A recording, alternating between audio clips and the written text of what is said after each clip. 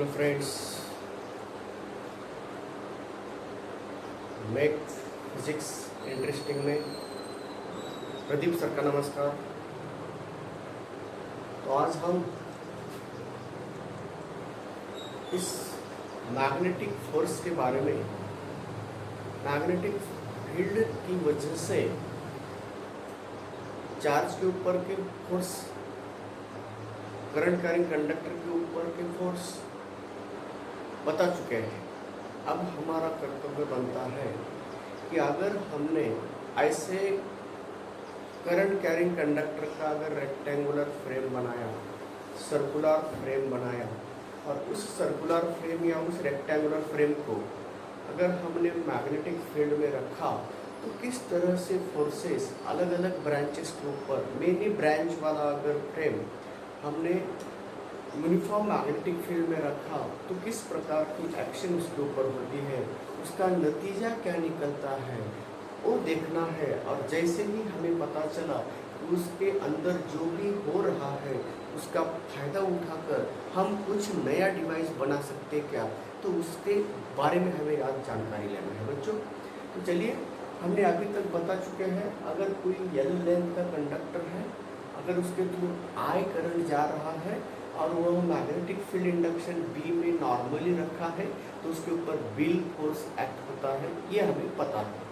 तो अब हमारा कर्तव्य बनता है कि अगर हमने मल्टीपल ब्रांच वाला अगर फ्रेम उसके अंदर रखा तो किस प्रकार की उसके ऊपर एक्शन होती है, किस प्रकार का व्यवहार वो मैग्नेटिक फील्ड उसके साथ बनाता है, उसके बारे में जानकारी पाना है।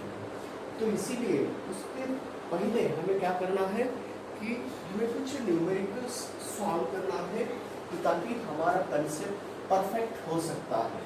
तो कैसे न्यूमेरिकल से देखिए बच्चों, अगर हमने ऐसा स्क्वायर फ्रेम बना दिया, ऐसा स्क्वायर फ्रेम बना दिया, एल लेंथ का स्क्वायर फ्रेम है और उसको एक्स वाई प्लेन में रख दिया, ये एक्स वाई प्लेन है, ये एक्स एक्सिस है और ये वाई एक्सिस है, ठीक है बच्चों। इसकी लेंथ एल है, एल है, एल है, एल है।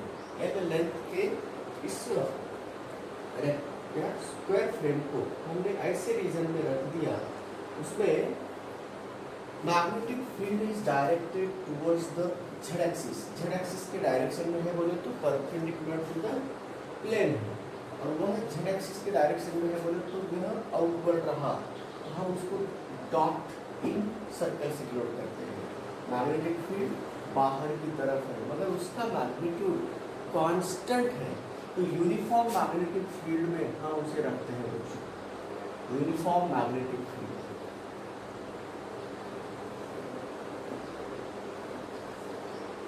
मगर उस मैग्नेटिक फील्ड की direction normal to the board है और डायरेक्टेड आउटवर्ड है। तो ये रहा बच्चों, हम इस करंट कैरिंग कंडक्टर के ऊपर के फोर्स निकालने के लिए क्वेश्चन कहा गया है।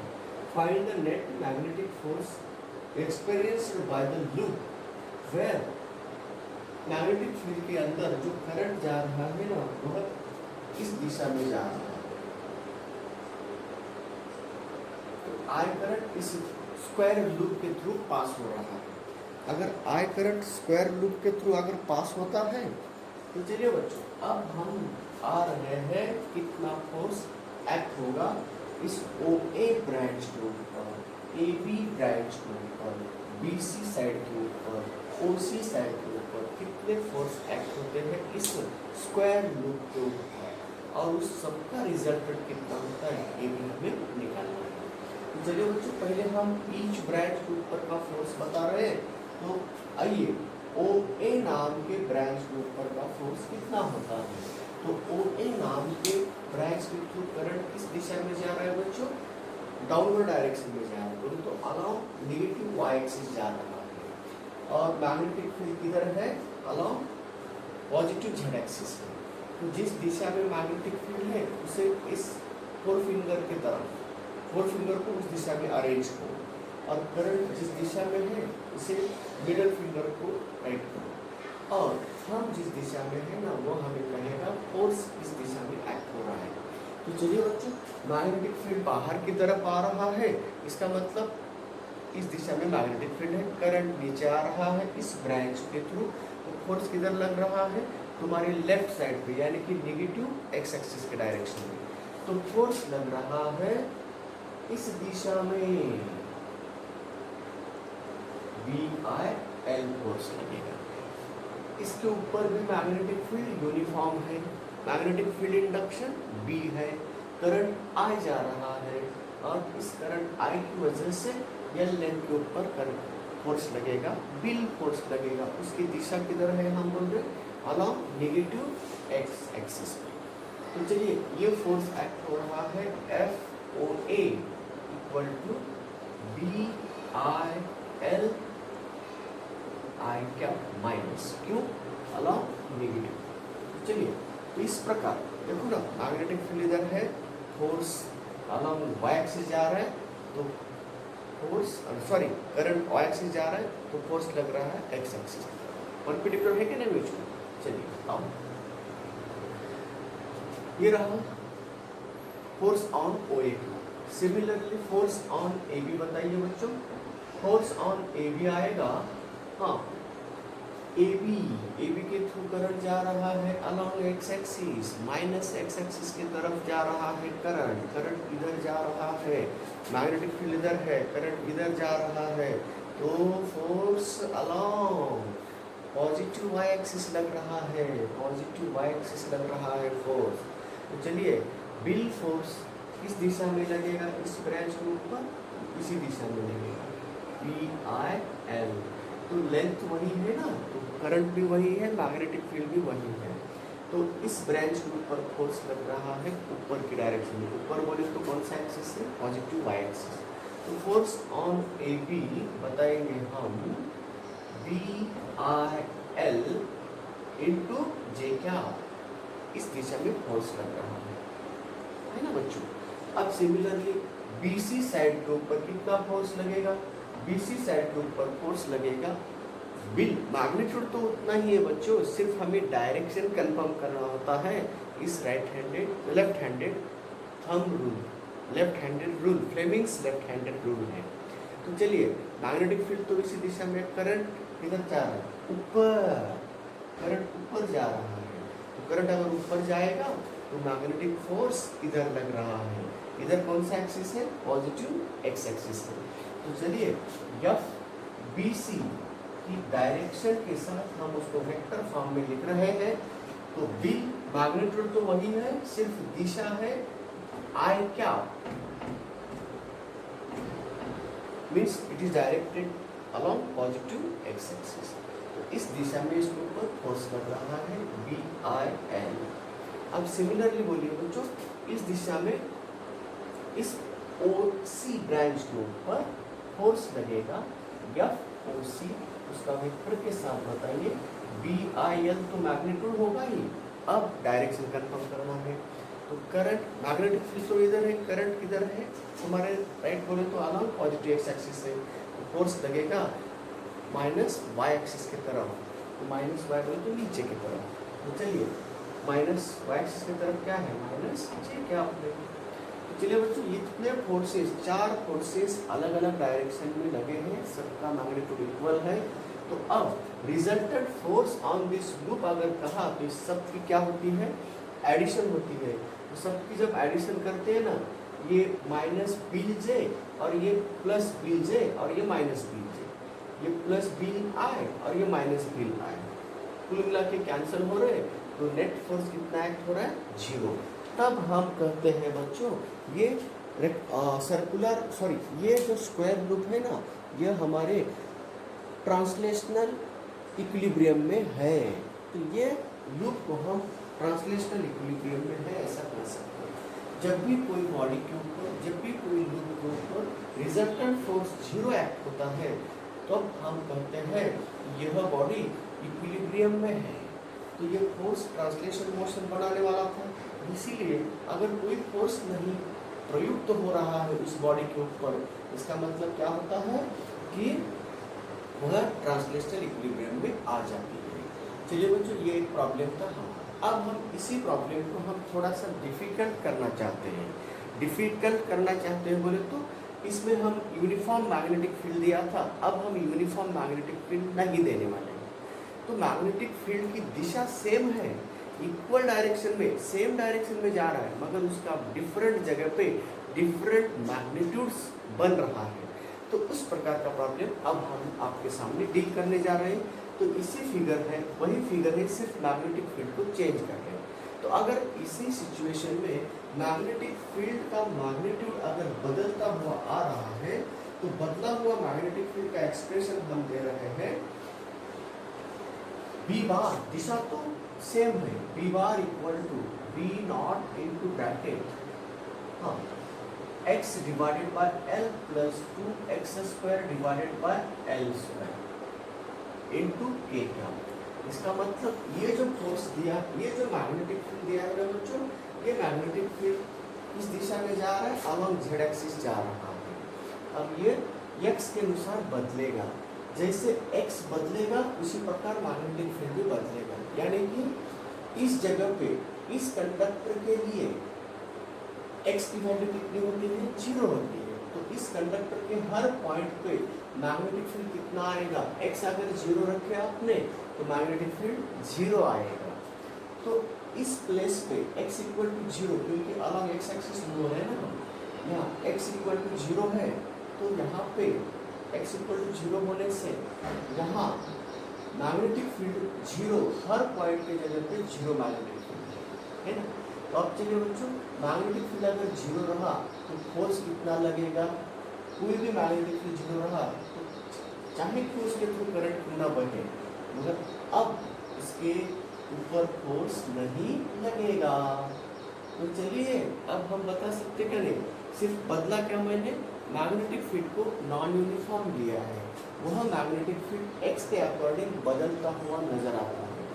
जैसे जैसे हम x बढ़ाते जाएंगे उसी प्रकार अब यहाँ मैग्नेटिक फील्ड भी बढ़ते हुए नजर आएगा। अब चलिए बच्चों बात करेंगे एक एक कंडक्टर के ऊपर लगे हुए फोर्स के बारे में।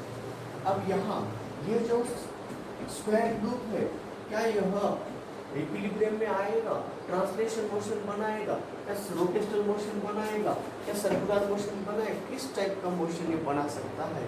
ये देखिए, अब यहाँ फोर्स इक्वल मैग्नीट्यूड का बिल्कुल नहीं लगेगा, क्योंकि हर कंडक्टर के ऊपर मैग्नेटिक फील्ड अलग अलग आ रहा है, इसीलिए फोर्स भी अलग अलग लगेगा। तो चलिए अब फोर्स की बात करेंगे। पहली, इस OA नाम के ब्रांच के ऊपर का फोर्स लगा है, तो OA ब्रांच के ऊपर का फोर्स है, तो यह OA बार से डिनोट करना चाहते हैं बच्चों। तो चलिए, मैग्नेटिक फील्ड इसके ऊपर हर पॉइंट की जगह पे मैग्नेटिक फील्ड सेम है क्या? नहीं है। तो हर पॉइंट के लिए x की वैल्यू कितनी है? 0 है। तो इसका मतलब हर पॉइंट पे फील्ड इंडक्शन 0 मिलेगा। इसमें x की वैल्यू रख दो ना, तो B 0 है। तो अगर B ही खुद 0 है तो करंट 0 एक्ट होगा, कोई फोर्स नहीं, उसको कोई फोर्स एक्ट नहीं होगा। तो यहाँ पे फोर्स की वैल्यू हम 0 है। अब दूसरी ब्रांच है AB। सुनिए बच्चों, AB के ऊपर मैग्नेटिक फील्ड हर जगह पे बदलता हुआ नजर आ रहा है ना। मैग्नेटिक फील्ड इस जगह पे 0 है, इस जगह पे टोटल B, क्योंकि इस जगह पे हम x की वैल्यू कितनी लेंगे? L। कितना दूर है? x की वैल्यू L है। तो इसके ऊपर मैग्नेटिक फील्ड यहाँ पे 0 है, यहाँ पे जब सबसे ज़्यादा है, इसके बीच में इंक्रीज होता हुआ नजर आ रहा है। मैग्नेटिक फील्ड इंक्रीज होता हुआ नजर आ रहा है, तब हम क्या करेंगे? x डिस्टेंस पे हम उसका फोर्स बताएंगे। तो x डिस्टेंस पे अगर फोर्स बता रहे हैं तो कितना लगेगा? तो देखिए, लंबाई कितनी दी है? x दिया है, तो x डिस्टेंस पे b इतना लगेगा, है ना, इतना मैग्नेटिक फील्ड आएगा। अब हम थोड़ा भी अगर उसको बदलना लगे तो फोर्स बदलेगा, तो dB बदल रहा है, x बदलने से तो फोर्स भी बदलेगा। तो dF equal to dB into I into length,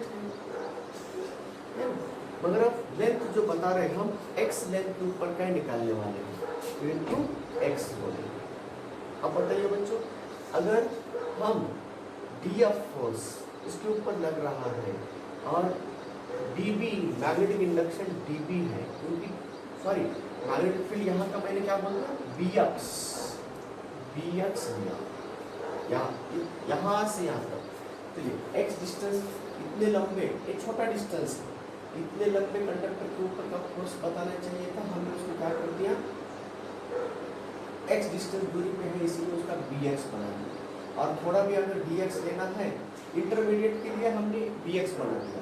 अगर डी एक्स लेंथ के ऊपर का फोर्स बताना है तो बी एक्स इंटू आई इंटू डी एक्स होता है ना। तो ये डी एफ हो गया।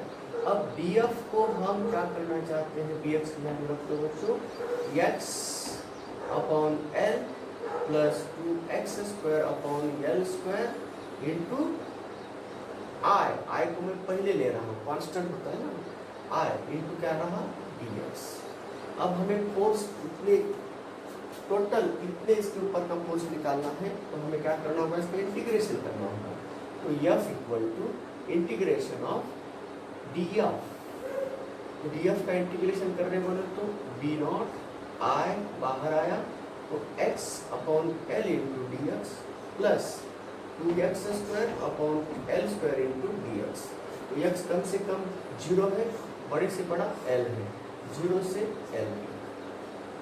क्योंकि यहाँ फील्ड कंटिन्यूसली बढ़ता नजर आ रहा है तो फोर्स भी बढ़ता हुआ, जब भी फोर्स बढ़ता है तो उसकी वजह से जो भी हम क्या फोर्स बढ़ता हुआ नजर आता है तो हमें टोटल फोर्स निकालने के लिए हमें इंटीग्रेशन यूज करना है।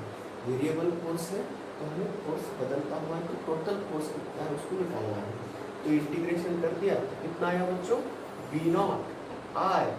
चलिए एल को बाहर है, टोटल एल को बाहर निकाल दिया तो इसकी इंटीग्रेशन कितना है x²/2 आएगा तो एल स्क्वायर आ जाएगा। इसका इंटीग्रेशन आया बच्चों x²/2, लिमिट रख दिया प्लस आगे बढ़िए, सॉरी इसको मैं एल को अंदर ही रखता हूँ। चलिए आगे इसका इंटीग्रेशन ले लो, 2 डिवाइडेड बाय एल स्क्वायर बाहर आया, x³ डिवाइडेड बाय 3। अब उसका लिमिट रखते हैं 0 to l। सॉल्व करो बच्चों।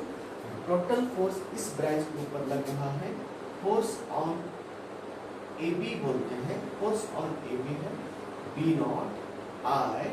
अब इसको सॉल्व करो l²/2l, एक l गया तो कितना आया l अपॉन 2 आया, okay plus B not I. चलिए अब इसको 2/l² और ये l³ आ रहा है तो एल स्क्वायर का एक कैंसिल हो गया तो एल बचा 2b0il अपॉन 3 आया।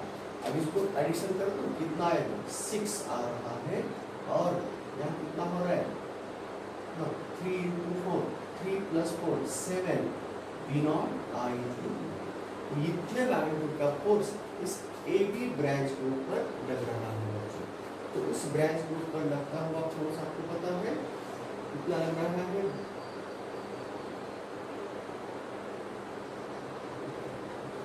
कितना लग रहा है 7 b0il अपॉन 6 लग रहा है।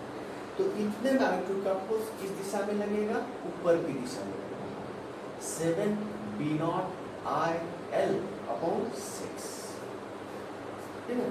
तो यहाँ ये फोर्स ऑन ए बी हो गया, ओ ए का पता चला 0 है, ए बी के ऊपर का पता चला 0 है, ये इतना फोर्स है दिशा भी मैंने बोल दिया अलॉन्ग वाई एक्सिस, तो इसको मैं जे कैप से लिख सकता हूँ, ओके। इसी प्रकार अब फोर्स इसके ऊपर भी लग जाएगा ना, जिस प्रकार यहाँ पे फील्ड बन रहा है ना उसी प्रकार यहाँ पे भी फील्ड बनता हुआ नजर आएगा। तो इक्वल मैग्नीट्यूड का फोर्स इसके ऊपर भी आएगा, बोले तो ए बी के ऊपर जो फोर्स लग रहा है ना वही फोर्स कितने ओसी के ऊपर लग रहा है। तो ए बी और फोर्स ओसी की डायरेक्शन अपोजिट रहेंगे, मैग्नीट्यूड वही रहेगा। तो यह ओसी के ऊपर का अगर मैग्नीट्यूड बताना चाहते हो तो सेम आएगा, मगर डायरेक्शन है ओसी के ऊपर की डायरेक्शन है 7 b0il अपॉन 6 इंटू माइनस जे क्या आ रहा है। तो चलिए बच्चों इसके ऊपर भी उतना ही मैग्नीट्यूड का फोर्स लग रहा है मगर दिशा विरुद्ध है। आगे अब बात करेंगे BC के ऊपर के फोर्स। तो BC इस कंडक्टर के ऊपर फोर्स लगना कितना है? तो चलिए, इस कंडक्टर के हर पॉइंट पे x की वैल्यू कितनी होती है? इस कंडक्टर के हर पॉइंट के लिए x की वैल्यू L होती है, कोऑर्डिनेट L है।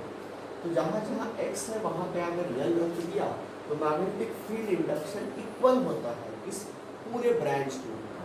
तो magnetic field on the BC के ऊपर मैग्नेटिक फील्ड कितना है उसे हम निकालने जा रहे हैं। V0 इंटू x की जगह पे क्या लिखूंगा मैं? L गेट कैंसिल, बचा 1 प्लस ये L² गेट कैंसिल, बचा 2, कितना है 3 V0 इंटू थीटा। तो इतने मैग्नेटिक इंडक्शन है इस हर पॉइंट के ऊपर। तो लगता हुआ फोर्स BC के ऊपर का हम बताने जा रहे हैं। BC equal to 3 V0 I into L। दिशा कौन सी होगी? कंफर्म करो, डायरेक्शन कौन सी होगी? अब करंट ऊपर है, मैग्नेटिक फील्ड इधर है, करंट ऊपर है, मैग्नेटिक फील्ड इधर है, इधर है, तो फोर्स इधर लगेगा। सॉरी, मैग्नेटिक फील्ड आपके तरफ है, करंट ऊपर है, मैग्नेटिक फील्ड आपके तरफ है, करंट ऊपर है, फोर्स इधर लगेगा, इस दिशा में लगेगा। तो उसको हम FBC बार बोले तो अलाउ x एक्सिस है, तो I क्या बोलेंगे? तो इसी प्रकार 4 के 4 ब्रांच के ऊपर का फोर्स हमने निकालने में कामयाबी पाई है। अगर आपको इस लूप का रिजल्टेंट फोर्स पूछा तब आंसर इतना बड़ा निकालने की जरूरत नहीं होती है, मगर अगर आपको ऐसा कहा इस ब्रांच के ऊपर का फोर्स बताओ, तब हमें निकालना जरूरी होता है। तो इंडिविजुअल ब्रांच का फोर्स हमने निकाल के आपके सामने पूरा पिक्चर क्लियर कर दिया है। तो आपको जरूरी होता है अगर नेट फोर्स लगाना है तो सिंपली हम लॉजिक बना करके उसको सॉल्व कर देते हैं। कैसे? नेट फोर्स बोले तो जितना फोर्स जिस सिचुएशन में AB है उसी सिचुएशन में OC होगा। जिस तरह मैग्नेटिक फील्ड इसके हर पॉइंट पे बढ़ता हुआ नजर आ रहा है उसी प्रकार का मैग्नेटिक फील्ड यहाँ से भी बढ़ता हुआ नजर आएगा। तो इनके ऊपर जो फोर्स लगेगा वही इसके ऊपर लग रहा है, दिशा एग्जैक्टली अपोजिट है, तो ये दोनों हमेशा एक दूसरे को कैंसिल करेंगे। There is no force directed on the branches AB and OC। इन दोनों ब्रांचेस के ऊपर कोई फोर्स नहीं लग रहा है, इंडिविजुअल लग रहा है, मगर दोनों का रिजल्टेंट फोर्स 0 हो रहा है क्योंकि एक दूसरे को कैंसिल कर रहे हैं। तो ये निकालने की जरूरत नहीं है। तो अब इसके ऊपर का तो 0 हुआ है, इन दोनों का रिजल्टेंट 0 हुआ है, तो अब बचा हुआ कौन सा रहेगा? यही रहेगा। तो resultant force acting on this loop is nothing but only force on this branch BC है। तो force on this branch BC का हमने एक्सप्रेशन बता दिया, 3 V0 I इंटू L, और दिशा किधर है? अलॉन्ग x एक्सिस है। तो बताइए बच्चों, ये पूरा लूप किधर मूव होता हुआ नजर आएगा? अलॉन्ग x एक्सिस मूव होता हुआ नजर आएगा। तो मूवमेंट हो रही क्या नहीं इसके अंदर? हो रही है। इसी प्रकार रुके हुए इस लूप को हम भगा रहे हैं। तो यह अगर लूप रेस्ट रखा था तो ये कितने फोर्स से मूव हो रहा है? ऊपर का फोर्स नीचे का फोर्स एक दूसरे को कैंसिल कर चुके हैं। इस ब्रांच के ऊपर कोई फोर्स नहीं है, सिर्फ लग रहा है रिजल्टेंट फोर्स। इस ब्रांच के ऊपर इतना फोर्स लग रहा है। तो आप बताइए बच्चों, अगर किसी पार्टिकल के ऊपर फोर्स लगेगा कितना? 3 V0 I into L magnitude पर, तो ये पार्टिकल ये पूरा लूप अब मोशन में आएगा। तो इतने फोर्स से अगर वह मूव हो रहा है तो कितने एक्सेलरेशन से मूव होता होगा? तो कितने एक्सेलरेशन? देखो V0 कांस्टेंट है, बोले तो V0 कांस्टेंट है, यहाँ V0 x 0, जब ये एक कांस्टेंट है V0, तो यहाँ V0 कांस्टेंट है, I करंट कांस्टेंट है और लेंथ भी कांस्टेंट है। तो हम कह सकते हैं कांस्टेंट फोर्स एक्ट होता है। तो ये इसीलिए हम काइनेमेटिकल इक्वेशन यूज कर सकते हैं, बिल्कुल कर सकते हैं। तो आपको इसके ऊपर और क्वेश्चन हायर लेवल के पूछे जाते हैं, कैसे मैकेनिक्स के साथ मिक्स किया जाता है। तो आपको कहा जाता है what is the distance covered by this loop after so and so time, ऐसा कहा जाता है। तो काइनेमेटिक्स में घुस जाते हैं, 1D मोशन में घुस जाते हैं और आपको अलग अलग क्वेश्चन क्रिएट किए जाते हैं। कितने स्पीड से भागेगा टी टाइम के बाद, 2 सेकेंड के बाद कितना स्पीड होगा। इनिशियल स्पीड तो उसका 0 है, तो आफ्टर 2 डबल लेग के बाद कितना दूर जाएगा। ऐसे क्वेश्चंस पूछे जाते हैं।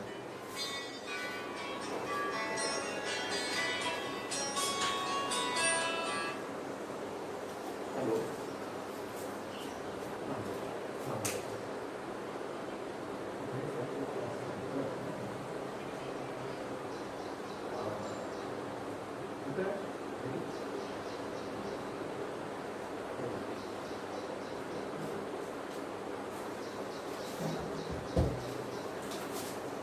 तो चलिए अब यहाँ इसके ऊपर रिजल्टेंट फोर्स लग रहा है, वह कांस्टेंट फोर्स है, तो एक्सेलरेशन भी कांस्टेंट आएगा। तो एक्सेलरेशन ऑफ दिस लूप अगर पूछा तो इस लूप के पूरे साइड का मास दिया होता है आपको, तो मास से अगर आपने डिवाइड कर दिया तो एक्सेलरेशन मिल गया। एक्सेलरेशन भी किस दिशा में जाएगा, अलोंग एक्स एक्सिस डायरेक्शन में। इस एक्सेलरेशन से कोई अगर बॉडी मूव होती है तो आफ्टर 2 सेकेंड कितना होगा स्पीड, आफ्टर 2 सेकेंड कितना दूर जाएगा, आफ्टर डबल डिस्टेंस कितना जाएगा। अगर यह एल डिस्टेंस दूरी पे आया तो कितना स्पीड हो जाएगा। इसी प्रकार मैकेनिक्स में ला सकते हैं उसको। तो वेलोसिटी पूछी जाती है, डिस्टेंस पूछा जाता है, टाइम पीरियड पूछे जाते हैं, ऐसे ढेर सारे प्रॉब्लम्स इसके ऊपर बनाए जाते हैं। तब जैसे ही आपको अगर नेट फोर्स निकालने का वक्त आया तो इंटीग्रेशन नाम की कोई चीज़ यूज मत करो, सिर्फ आपको लॉजिकली आंसर बताना है।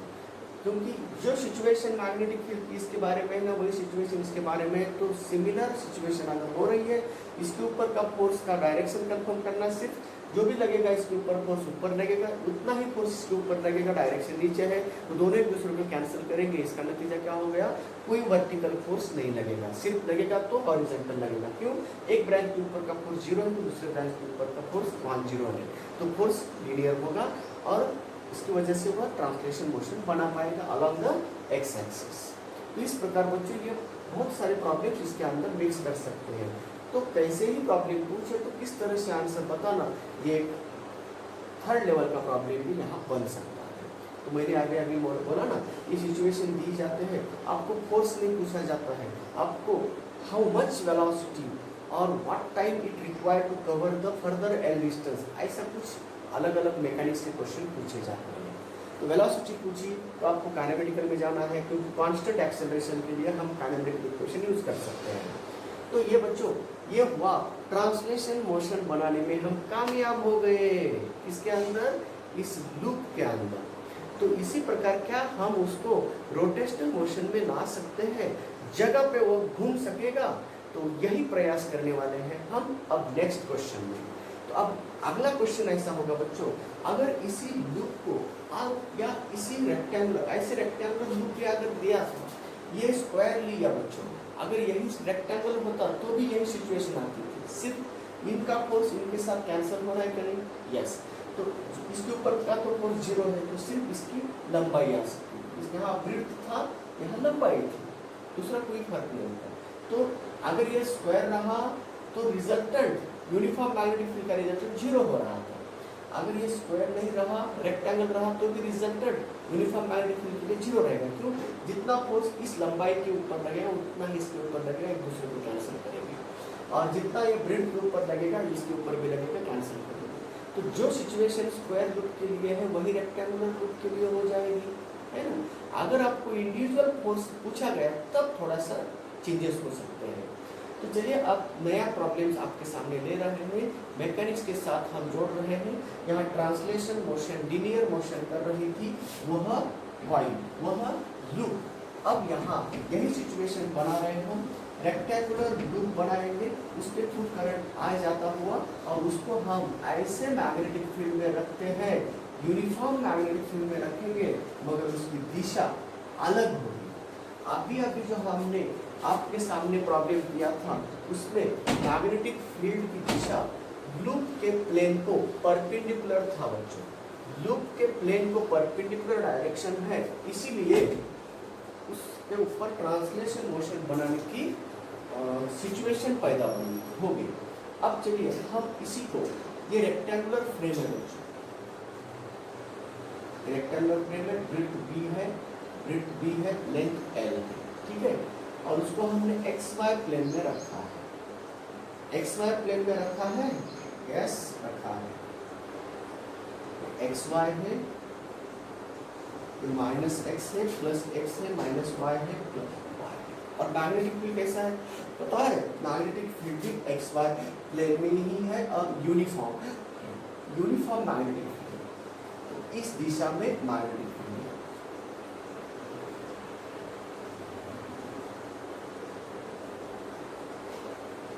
है ना। अब चलिए बच्चों, करंट हम पहले जैसा लेते हैं। करंट आ जा रहा है एंटी क्लॉकवाइज डायरेक्शन में बताएंगे। अब किसी प्रकार नाम देंगे ओ ए बी सी। अब आपको इंडिविजुअल फोर्स बताएंगे, बाद में रिजल्टेंट फोर्स निकालने में कोई दिक्कत ना सकती। अब चलिए बच्चों, यूनिफॉर्म फील्ड है, ओके। यहाँ का इंडक्शन सेम है, यहाँ का फील्ड इंडक्शन सेम है, हर जगह पे फील्ड इंडक्शन सेम है, क्योंकि हमने यूनिफॉर्म फील्ड में रखा है बच्चों। हर जगह पे फील्ड इंटेंसिटी सेम रहेगी। अब चलिए अपना दूसरा काम यह है, what is the force on O A, बताइए फोर्स ऑन ओ ए। तो ओ ए के ऊपर जो भी फोर्स लगेगा उसको हम डायरेक्शन के साथ लिखना चाहते हैं, क्योंकि नेट फोर्स निकालना है। तो मैग्नेटिक फील्ड की दिशा है अलोंग एक्स एक्सिस, तो मैग्नेटिक फील्ड की दिशा में ये घूमिएगा। करंट किधर जा रहा है? ऊपर जा रहा है, तो अलोंग वाई एक्सिस जा रहा है, तो उसके ऊपर फोर्स किधर लगेगा? Along minus Z axis. तो परपेंडिकुलर फोर्स, परपेंडिकुलर एक्सिस कौन सा होता है? Z axis. तो आउटवर्ड पॉजिटिव, इनवर्ड नेगेटिव होता है। तो इसी प्रकार इसके ऊपर फोर्स जो लग रहा है ना, वो अंदर की तरफ लग रहा है, बी आई एल। अगर दिशा इनवर्ड है तो उसके लिए हम क्या करेंगे? माइनस के क्या बोलेंगे? तो इसको यहाँ लिखते हैं बच्चों, minus B I L into K क्या, क्योंकि निगेटिव जेड एक्सिस जा रहा है। उसी प्रकार चलिए बच्चों, ये एंड बी के बीच में देखिए, ये भी इस कंडक्ट, इस ब्रांच के थ्रू करंट जा रहा है अलोंग नेगेटिव एक्स एक्सिस, और मैग्नेटिक फील्ड किधर है? इधर है। दोनों के बीच का एंगल कितना आया? 180 आया। तो L और B के अंदर अगर 180 आता है तो साइन 180 कितना होता है? 0 होता है। तो साइन 180 0 हुआ, इसका मतलब कोई फोर्स नहीं लगेगा, क्योंकि थीटा 180 है ना। करंट इधर जा रहा है, देखिए बच्चों, force equal to B I L sine 0। तो साइन 180 कितना हुआ? देखो ना, किसके थ्रू का करंट होता है? ये लेंथ और बी के थ्रू करंट को, ये नहीं एरो नहीं दिया जाता, करंट वेक्टर नहीं, इसके अलावा। तो लेंथ इधर है और जिस दिशा में करंट है उसी दिशा में एलिमेंट वेक्टर होता है, और मैग्नेटिक फील्ड इधर है। दोनों के बीच का एंगल 180, साइन 180 कितना होता है? 0 होता है। तो इसके ऊपर का फोर्स, ए बी के ऊपर का फोर्स कितना आया? 0, no force acting on A B. उसी प्रकार अब बी सी के ऊपर जाएंगे, तो बी सी के ऊपर फोर्स कितना लगेगा? बी सी के ऊपर फोर्स लग रहा है, तो वह किस दिशा में लगेगा? बी आई एल फोर्स लगेगा, कंफर्म है। हर जगह पे मैग्नेटिक फील्ड इंडक्शन बी ही है।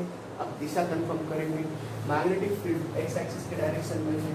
करंट अपने लिए, करंट किधर जा रहा है? देखो ये करंट, ये गलत हुआ, करंट की डायरेक्शन गलत हुई, क्लॉकवाइज मान गया। अब इसका क्लियर हुआ ना, इसके अकॉर्डिंग बदल रहे हैं।